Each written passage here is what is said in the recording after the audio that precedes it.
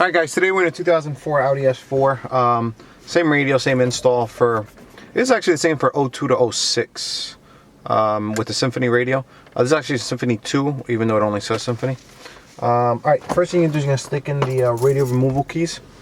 Longest side, the notch facing inward, so towards the center. So on the right side it goes towards the left. Alright, so notch facing inward.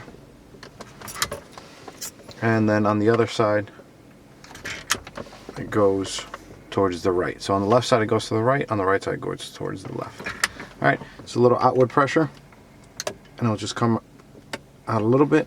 Don't pull too much, because if you pull too much you're going to lock up these tabs. So then you're going to go this way, and just a little outward pressure, you'll see it'll pull out. And once you get both sides a little loose, you just pull out that way. If you're having problems getting it out, push it back in, because sometimes what happens if you pull out too much on this side, then what you do is that the tabs that hold it in, you push them against the wall, and then it's locked against the wall. So even though you're trying to do it with this, it's not going to work. So anyway, so we're going to take these off. You can just push on the side. All right. And then same thing on the other side. Let me just show you how it works. Can you see that? You can almost see it. There's little tabs right here. See how it moves? So you just push that in, that releases. Shouldn't be too much pressure. Alright, move up a little bit. Right. So now you got the radio out. Right here is going to be the black antenna, which is the main one. It just pops right off. Wiggle it. It's always really tight, just the center. And then over here you're going to have the yellow one. Let me see if I can get a little more slack. There you go. All right, here's the yellow one. There's your diversity antenna. So what you're going to do on that one, there's a tab on the bottom that pushes up, and then you wiggle that in. So where'd it go?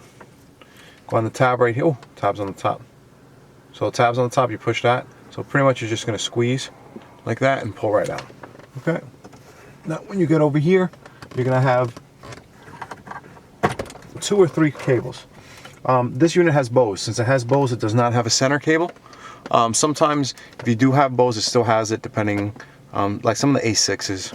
But on A4s, if you have bows, the top row is the speakers for the bows, and then the bottom row is the power. So in this case, you don't have to take out the bottom row. If the radio in the car is from factory, the car will recognize its own radio, and you won't need the pin code.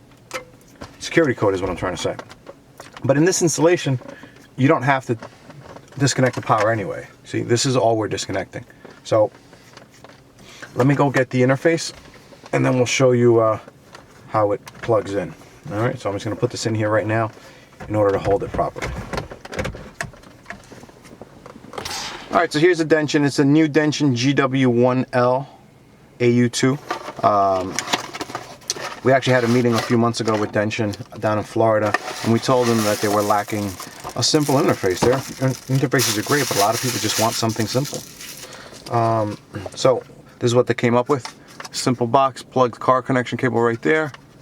Over here you have the iPod connection, and then the aux cable. This is aux for, you know, anything that's universal. The audio lines are shared. So it means that if you're using a satellite radio or something, you have to turn off the satellite before you plug in the iPod, or vice versa, okay?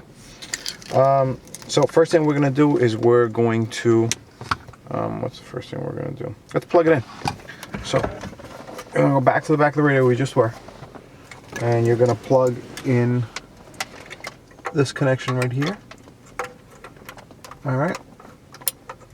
Now, what you're going to do is you're going to grab the same thing you're using to protect your steering wheel, and just protect the side of the car over here. You're going to grab a Phillips head screwdriver. You're going to go right here. Make sure you guys can see that. Right there. Any one of these screws would do. I just use this one because it's, when I shoot the videos, it's closest right here to my face, and it's easy to show. This does not come with a ring terminal. Alright, I prepped it with a ring terminal. So just prep with a little ring terminal. Put that in there. And don't over tighten it, because you will strip the threads. As long as it's snug and it doesn't move, you're fine. Okay. Next step you're going to do is plug this into here. This is the factory connections. My head's not in the way. Okay. Now, you might have something here if you had OnStar or factory Bluetooth.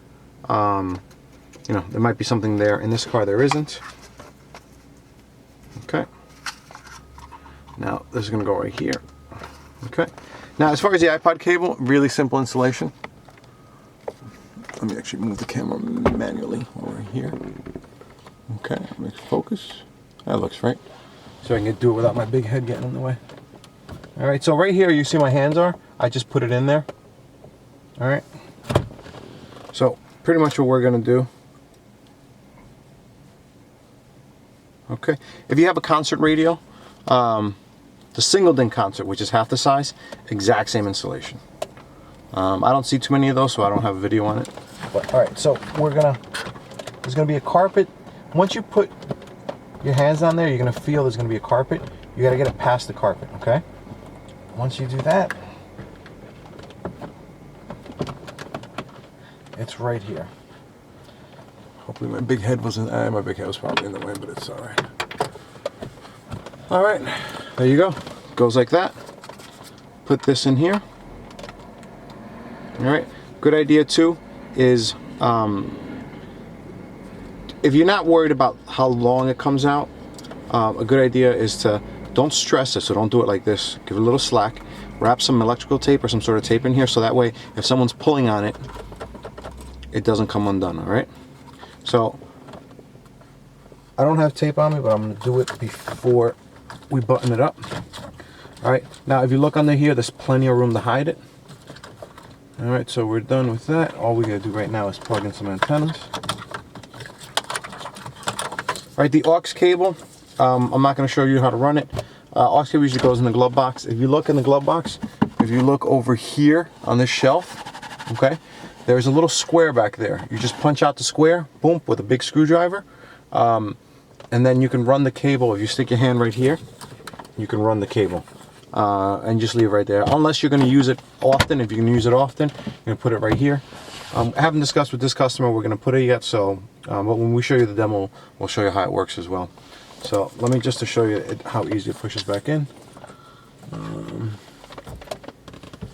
Alright, so this is going to go in here. Oh, where are you? Alright, doing this blindfolded. So my big head isn't in the way in the video. So that's going to go right there, and then this is going to go over here. Okay. All right, and then that should just slide right in. Make sure there's no cables on the bottom. Okay. That's it. Now when I turn on the radio,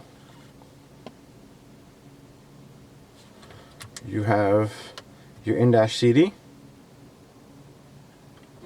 Alright, when you hit CD again, it'll CDC, it'll say, you see it goes from CD to CDC, so CD5 track 1. There you go. That's how easy the install is. Now, let me show you how this thing works.